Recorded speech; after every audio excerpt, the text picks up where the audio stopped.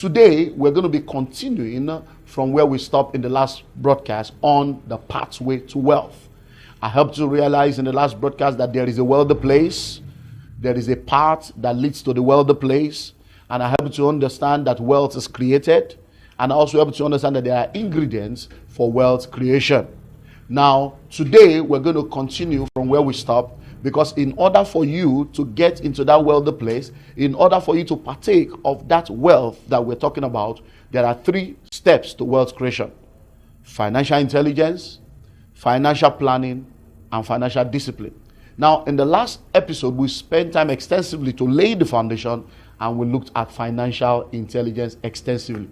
Today, we're going to be looking into financial planning and then financial discipline. But you know what you're going to do? I want you to call everyone right now. Get your notebook ready, get your pen ready, because you are in the school of money. And tell everyone the Common Sense Guru is right on air and is about to talk about the pathway that leads to the wealthy place. Get them together, send text messages around, and tell them to tune in, because when I return, it's going to be explosive as we look at financial planning and financial discipline. Investment mentality, financial intelligence is the first part on that pathway to wealth. Once you have financial intelligence, then you'll be able to move on to the other part that will help you to become wealthy. Well, today we want to look at the second step on the pathway to wealth, which is financial planning. Listing and listing wealth. If you fail to plan, you have already planned for failure. No one will plan your life for you if you don't plan it yourself. You need to understand that proper planning prevents poor performance. And if you plan well, you will do well. An object will remain stagnant until a force is applied. In the same way, your life will remain the same way it is until you do something meaningful about it. If it's going to be, it's up to you.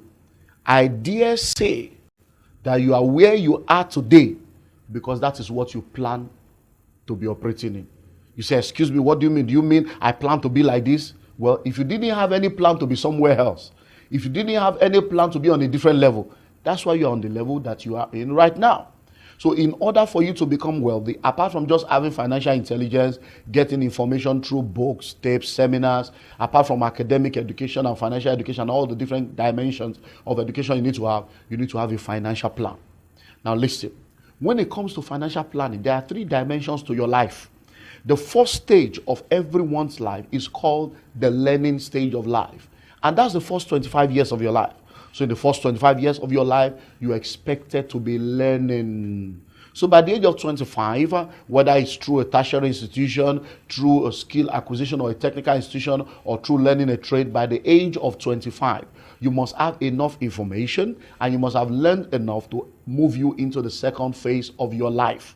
Now, if by the age of 25 you are still confused about life, by the age of 25 you still don't have a purpose and a direction for your life, then your life is behind schedule.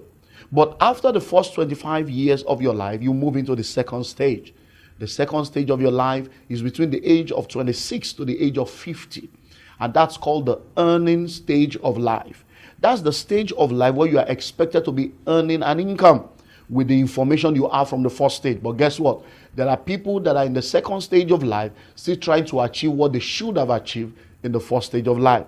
So if you find yourself listening to me right now, you're 26 years and above, you don't have a degree, you don't have a qualification, you don't have a certification, you have not learned anything completely that you can use to earn an income, your life is behind schedule. That's why it's amazing. You see a lot of people thinking they are young. Oh, I'm still young. At 27, you are not young. At 27, I was already married. By 28, I had my first child.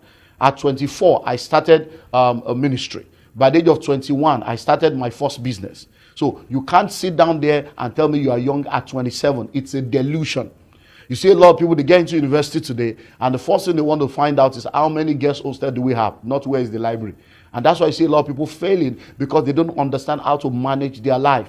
If by the age of 26, you are still trying to sort out your life, then you need to move fast. Between the age of 26 and 50, you must have earned everything you need to earn. That's the time you need to get married, give birth to your child, do all the work you need to do, retire, get your own house, start your own business, and then you are now ready for the third stage of life. The third stage of life is the turning stage, and that's between the age of 51 to 75. That's the time you're supposed to be turning around to mentor the next generation. If at 50, you are still a tenant, your life is behind schedule. If at 50, you are still working and pursuing money by salary, your life is behind schedule. If at 50, you're not married, no children, your life is already behind schedule. So you need to plan. I decided to say this so that you will understand the need for you to plan. Because many times we deceive ourselves, there's still time, there's still time. There's still time, there's still time. Is what makes the rat to continue to eat the bait until it is caught in the trap. And many of us are caught in the rat race. And like I've said over and over again, even if you win the rat race, you are still a rat.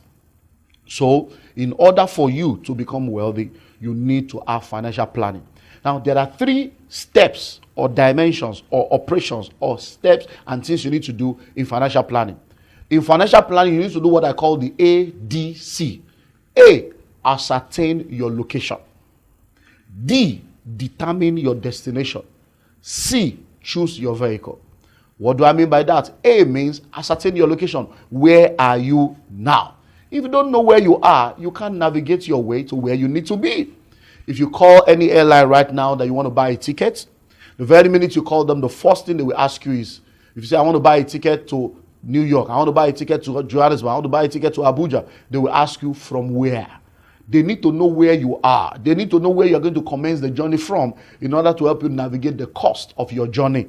So ascertaining your location is asking yourself the simple question, how old are you now? How much are you worth? How much do you earn? What are the possible income streams around you that you can take advantage of? If you get the book, The School of Money, I gave you all the questions you need to ask yourself. I call it the Financial Intelligence Questionnaire, where you do a financial analysis of your life and you're able to ascertain your location. Because if you're listening to me right now and you're 20 years old, and someone else is listening to me right now and you are 45 years old, you are on different starting points. Because what a 20-year-old man can sacrifice and go through, a 45-year-old man does not have enough time to still do it. If you need 20 years in order to create wealth, and you start at the age of 20, by 40 you are there. But if you start at the age of 45, you'll be 65 before you get there. So number 1, ascertain your location. Where are you? How much are you worth? The second thing is determine your destination.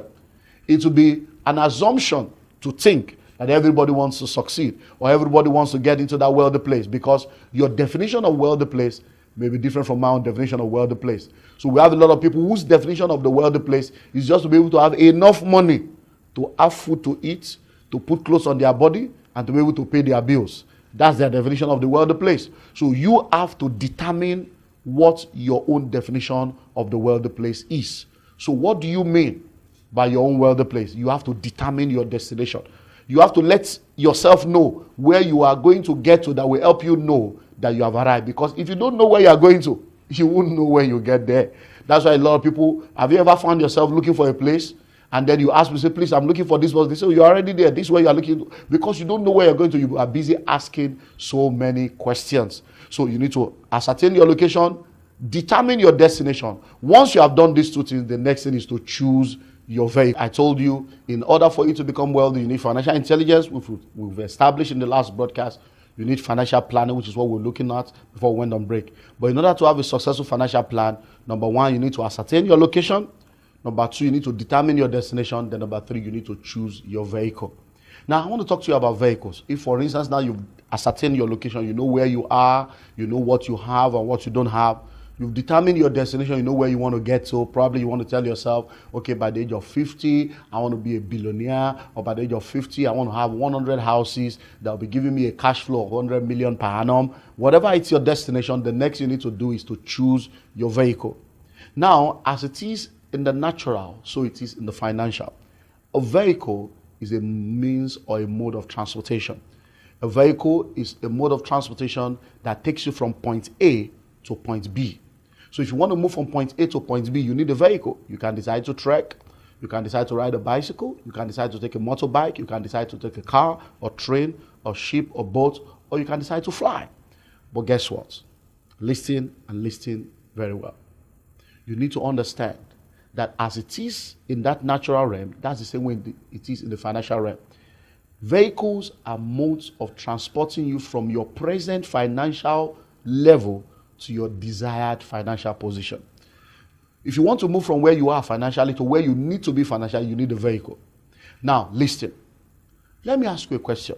Is it possible to trek Now listen, is it possible to trek from one state in your country to another state in your country? Is it possible? Yes, it is. It's possible to trek from one state to another state, but it may take you days, it may take you weeks, it may take you months. Now listen and listen well. If one man decides to trek from one state to another state, and another man decides to take a car, to ride a car or use a car, and another man decides to fly, who will get there first? The first person to arrive will be the man that is flying, followed by the man that is driving. The man that is trekking will get there, if at all it eventually gets there. Now listen, the man that decided to fly, did he get there before the man that was trekking because it was better? No. Did he get there because he was more intelligent? No. Did he get there because he was more qualified? No. Did he get there because he was more favored? No. Did he get there because he has some special powers? No. He got there simply because he used a faster vehicle. Now, that's the way life operates. Life does not give you what you deserve. Life gives you what you negotiate. So a lot of people are wondering, I don't know how they are doing it. All these young boys, they must be doing false business. Where do they get all this money from? We have labored and labored and labored. We can't even. It's because you are trekking.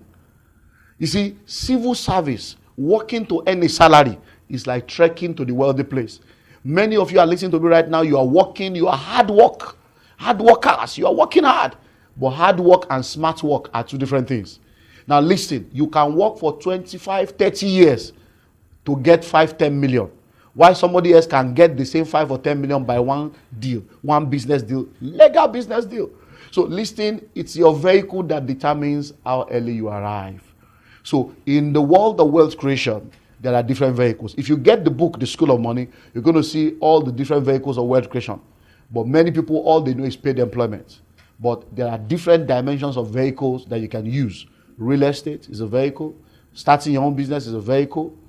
Capital market is a vehicle. Intellectual property is a vehicle. Over 20 different vehicles of wealth creation that we outlined in the book, The School of Money. And then, if you keep listening on this broadcast, I'm going to share with you on one of the episodes on the vehicles of wealth creation. Now, in order for you to become wealthy, you need financial intelligence, financial planning, and finally, you need financial discipline. Now, financial discipline is where we separate the men from the boys. Now, you've listened to me right now. It's easy for me to say all that I'm saying right now. It's easy for me to churn out the principles and churn out. But when it comes to practical, that is where we know who is really ready. Because let me tell you something. When you begin to practice wealth creation principles and you make up your mind to live by these principles, that's when you will realize that it takes a high level of discipline. It takes discipline for you to be able to create wealth. Because every time you have money and you are thinking of saving or investing, there will be a lot of expenses around you. There will be a lot of things trying to get the same money off you. You are the one that will now determine whether the money will go for waste or it will go for investment. Listen and listen well. Financial discipline is you rising above waste. Financial discipline is you learning how to delay gratification. Because many people make money today, but they don't plan for tomorrow. Listen and listen well. It is not how much you make that matters. It is what you do with what you make that matters. A lot of people don't delay gratification, so they waste all their money because they think there's still time. People always have this belief that, oh, money will always come, I'll always make money. It doesn't work like that. Life is not a straight line. If you eat tomorrow's food today, you're going to be hungry tomorrow. If you wear tomorrow's clothes today, you're going to be naked tomorrow. If you live tomorrow's life today, you ain't going to have no life to live tomorrow. So it's very important for you to discipline yourself, delay gratification, pay the price now, so that when you are old, you'll be able to relax and be eating from the dividends of your labor. Because the price you refuse to pay as a youth, you will pay as an elderly man, but it will be with a lot of interest that you need to pay. So now, how do I plan my life? I want to now talk to you about the 70-30 principle. Now, you see, no matter what you earn, you need to understand that every money that comes into your hand, 30% of that money does not belong to you. So when you earn an income, make sure you do everything you can to live within 70% of your income. Now, if you live within 70% of your income, it will help you to be able to create a future for yourself. Whatever 70% of your income cannot give to you is not yet yours to enjoy. So don't be in a hurry. You need to understand that they have not stopped manufacturing cars, they have not stopped manufacturing clothes, they have not stopped manufacturing gadgets. So whatever you can't get today, you get it tomorrow, and you end up getting a better model of it. Now listen. So when you get any money, say you get 10,000. Once you get that 10,000, separate it into two. 70% of it is what you should begin to budget on. 30% of it does not belong to you.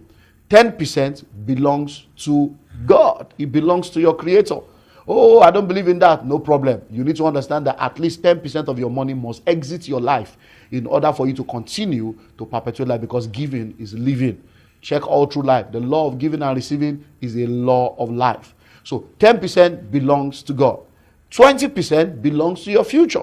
If you save between 10 to 20% of all the income that comes into your hand, you'll be amazed at how much multiplication you will have. A lot of people spend 10, 20, 30 years working without any savings. If you are not saving, you are not safe. So you need to understand that as you make money, you put at least 10 to 20% of that money into your future. And that's the way it works. Now listen, when I return after this break, I'm now going to wrap up with you on this issue of 70-30 principle, and then we'll wrap up today's break to look at a lot of wonderful stuff. Now listen, I was talking about the 70-30 principle before we went on the last break. Now, once you earn any income, just make sure that you live within the 70% of that income, no matter how small it is. You say, oh, but there's no way I can pay for a house with that kind of money. Then squat while you are trying to gather your wealth, because you need to understand that the future you create is the future you inhabit. Now, listen to this. Do you know that today is the tomorrow you spoke about yesterday? Yes. Today is the tomorrow you spoke about yesterday. There's really no tomorrow anywhere. Yesterday ended last night. So every time you talk about tomorrow, that tomorrow is a blank, vacant, empty shell. Now, what you do today is what determines what that tomorrow will be.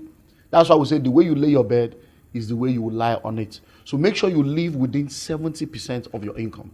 And then you give 10% out to God or charity or whatever you want to call it. And then save at least 20% of your income. Because in wealth creation, we teach people to have between 6 to 8 months of their living expenses saved up in cash. If you lose your job today, every money you need to sustain yourself for 6 to 8 months, you must have it sitting down cash somewhere. So that in case you lose your job, you can spend the next 6 to 8 months looking for another job without having to end up becoming a welfare case. And there are a lot of people listening to me right now, they are just 1 month away from welfare, 2 months away from welfare, 3 weeks away from welfare. Once they lose their job today, within 2 weeks, they have started begging and borrowing money.